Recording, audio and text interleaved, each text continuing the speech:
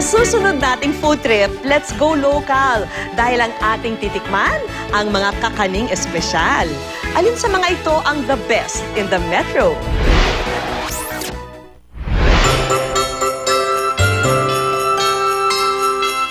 Madami mang pagkain inihahanda tuwing Pasko, may ilang mga paborito na talagang buwibida.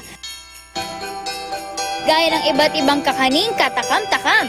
Nariyan ang bibingka, suman at puto bongbong. Pero ang mga ito madali nang matatagpuan, lalo na at sari-saring kakanin sa daan ay nagsusulputan.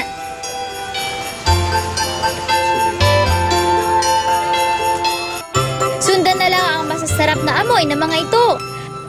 Feel na feel ang kakaibang simoy ng hangin pagdarating ang Pasko dahil ang sarap na hatid nito malalanghap dahil ang mga Christmas kakanin sa hapagkainan talagang agaw pansin.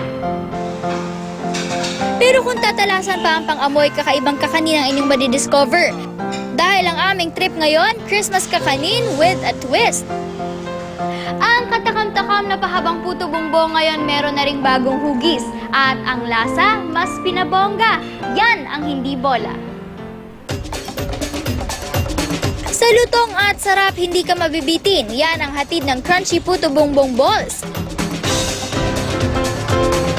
Ang kakanin na ito aming natagpuan sa isang restaurant sa San Juan Green Hills, kung saan kasama raw ito sa kanilang buffet.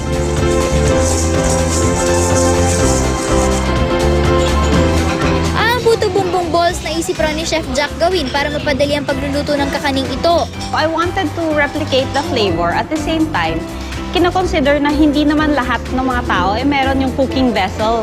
Wala silang panluto ng puto bongbong na traditional. Last year nang ipinakilala ito sa kanilang customers at pumatok naman daw agad ito. Pareho yung taste pero may textural difference. Meron siyang crispy coating. Simple lang ang mga sangkap nito pagsamasamahin ng breadcrumbs, butter, itlog at asukal at ang galapong. Ayan, kasama natin si Chef Jack at tuturuan niya tayo kung paano gumawa ng puto bongbong balls. Ayan. Chef, ano pong gagawin natin?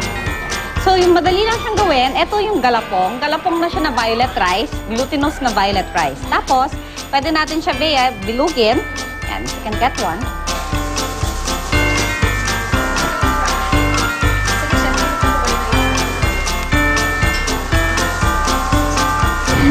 Imbes na ilalagay natin dun sa tubo yung galapong, ganito na lang gagawin natin. Kamay na lang gagawin natin at ibibilog na lang natin sila. Ilagay na sa kumukulong tubig ang puto bongbong para ka lang nagluluto ng palitaw kasi indikasyon ng pagkakaluto nito paglutang ng kakanin. Chef, after po natin maboil yung galapong, anong next step po natin? I-coat natin yung galapong balls. And i-coat natin siya dito sa eggs, tapos lalagyan natin siya ng breading, tapos ito-fry natin siya. Pagkagulo ng itlog at breadcrumbs, tsaka ito i-deep fry ng saglit.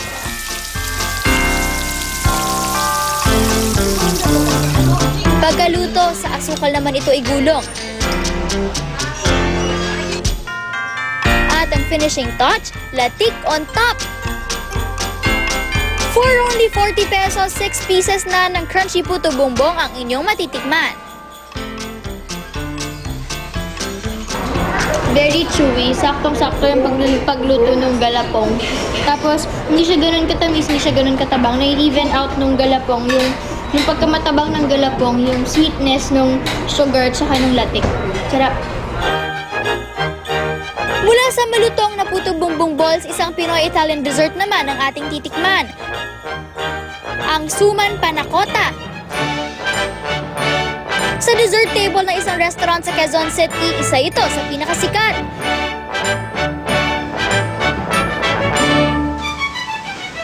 Kakaiba raw talaga ang kombinasyon ng suman ng Pinoy at panakota ng Italiano, lalo pa at may fresh toppings pa ito.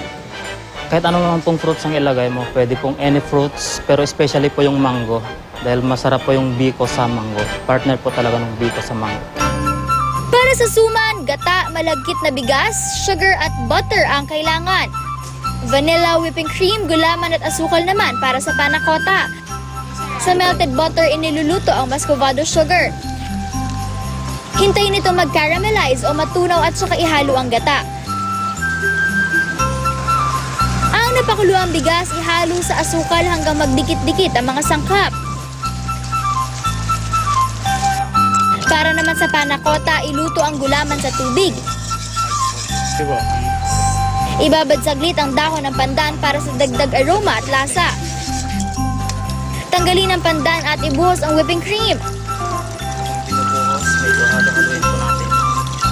Para sa kaibang tamis, idagdag ang vanilla. At idagdag pa ang asukal. Pagkatapos maluto, pwede nang isalansan sa tray at saka ibuhos ang panna cotta mixture.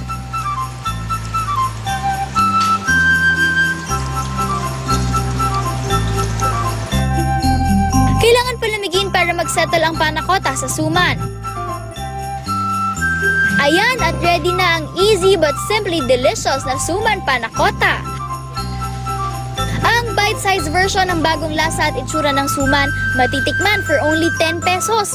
Perfect handa sa mga bisita ngayong Pasko. Ang bibingka masarap kainin kapag mainit, pero pag lumamig ito, huwag nang uminit ang inyong ulo dahil meron kaming cool na solusyon.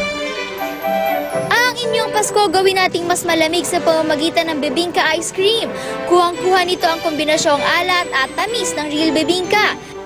Yan ang ipinagmamalaking flavor ng isang ice cream store dito sa isang mall sa Pasay. Misa de Gallo, yan talaga yung mga memories noon eh. Pagkatapos ng pagsimba sa umaga, kukuha ka ng mainit na bibingka, yan na lang almusal mo. So, yun ang naisip ko last year na yung challenge ko sa sarili ko na magsubukan kong gumawa ng ice cream na flavor ng bibingka. Pasko raw ang feeling pag ito ay inyong natikman. Dahil dito ang ataw talaga ang flavor at mixture na inyong hinahanap-hanap. Kaya naman patok ito sa customers. For 145 pesos per scoop, cool na ang inyong Pasko. Ang mga tradisyonal nating kakanin malaking bahagi ng selebrasyon ng Paskong Pinoy. At ngayong may kakaibang version na ang mga ito, sigurado na mas lalo pang sasaya at sasarap ang Noche Buena ng bawat pamilya.